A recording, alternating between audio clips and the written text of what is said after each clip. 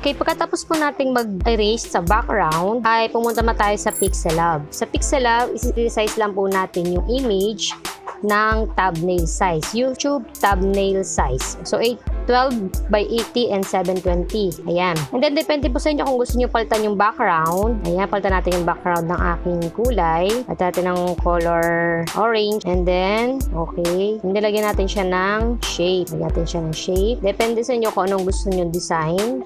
Ayan. Then, kaya tayo ng color. Marami kayo pagpipilian ng mga kulay. Kung anong kulay nyo gusto. Pwede po yan. Ayan. And then, lalagyan natin siya ng picture. Punta na kayo sa inyong gallery. Tapos yung in-erase yung picture, ilalagay nyo lang po siya. Ayan, paliliitin lang natin. So, yung parang may puti sa gilid. Ayan. Then, lock natin para hindi siya magalaw. Okay? And then, maglagay tayo ng text. 7 tips. 7 tips paano dumami ang subscriber. Tapos palalakihin natin siya. Ayan, i-resize natin yung nakasulat. Then lalagyan natin ng font. Pili lang tayo ng font. So, ayan. 7 tips paano dumami ang subscribers. Tapos nyan, lalagyan natin ng joke din ang letters. Lalagyan mo lang din ng konting design. Ayan, maging creative din kayo sa paggagawa ng thumbnail kasi maganda rin yung thumbnail, diba?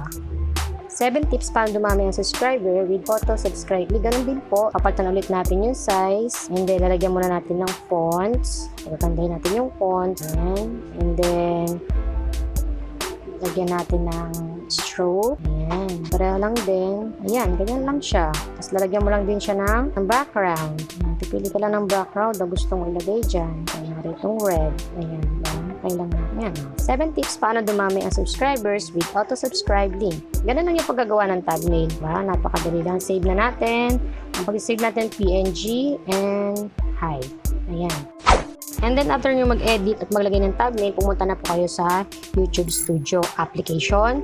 And doon nyo na po siya i-edit. I-edit nyo na po siya. At dito sa may lapis na yon, click nyo tong lapis na to at dyan nyo po ilalagay yung custom thumbnail. Ayan. So, ganun lang po ang lalagay yung thumbnail. Ayan. Select and then save. Ayun lang po. Ganun lang po ang paglalagay ng thumbnail. Okay? So, I hope natutunan kayo sa aking YouTube channel. And please don't forget to like, subscribe, and click the notification bell. And thank you for watching.